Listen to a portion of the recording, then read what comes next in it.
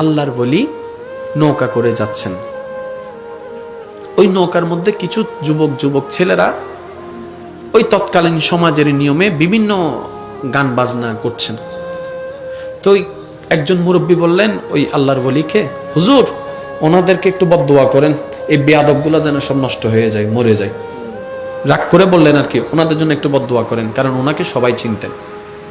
উনি এবার হাত তুললেন, হাত তুলে সবাই ভাবছে এখনই বদদোয়া করবে।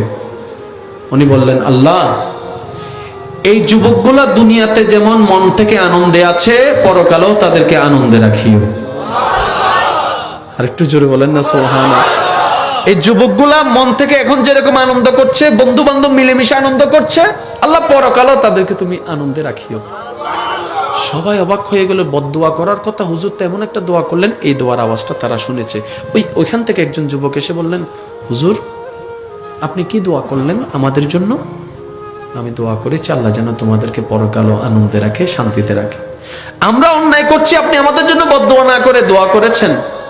তখন ওই আল্লাহর মকবুল ওলি বললেন, বদদোয়া করা আমাদের নবীর সুন্নত নয়, দোয়া করাই আমাদের নবীর সুন্নত।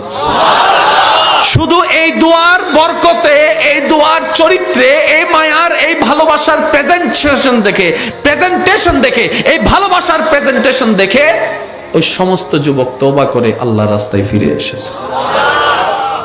আপনার আমার কি করা দরকার, আপনি আমি কি করছি? শুধু একটা ছোট্ট উদাহরণ দিই। ছোট ভাই সিগারেট খাচ্ছে, বড় ভাই দেখলো, আমরা কি করি? দেখার সাথে সাথে না, ছোট ভাই সিগারেট খাচ্ছে, বড় ভাই দেখছে, বড় ভাই দেখার সাথে সাথে ছোট ভাই কি করে? জোরে বলেন না, যা তা যেভাবে হয়। আচ্ছা সত্যি করে বলেন তো, ওই ছোট ভাই কি সিগারেট খাওয়া বন্ধ করে দিয়েছে? তা আপনার মেরে লাভ কি হলো? আপনি মারছেন কেন? যেন না খাই, এই জন্যই তো। তা আপনি যে মারলেন, মারার পরে সেখান থেকে কাজ তো শেষ, 5 মিনিট 10 মিনিট রাগারাগি শেষ। এই ছেলে কি সিগারেট খাওয়া বন্ধ করবে? তো সে কি করবে? রাগ করে আপনার উপরে আরো বেশি খাবে, আপনার থেকে গোপনে খাবে, যে বন্ধ হবে।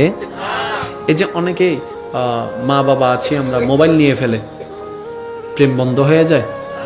যুবক ভাইরা বলছেন না কেন কথা? প্রেম বন্ধ হয়ে যায়, তখন এই মাধ্যমে সেই মাধ্যমে আবার চলে। আমরা আসলে নিয়ম করতেই জানি না, আমরা আসলে কাজ করতেই জানি না, কাজ আদায় করতে জানি না। গাছ একটা রোপণ করলে ফল দিবে না তো, অনেক পরিচর্যা আছে। শুধু একটা আবদার, যারা সন্তানের বাবারা আছেন, মারা আছেন, আপনাদের কাছে একটা আবদার, যদি বৃদ্ধকালে আপনি চান আপনার সন্তান আপনার পাশে থাকুক ছায়া হয়ে, এখন থেকে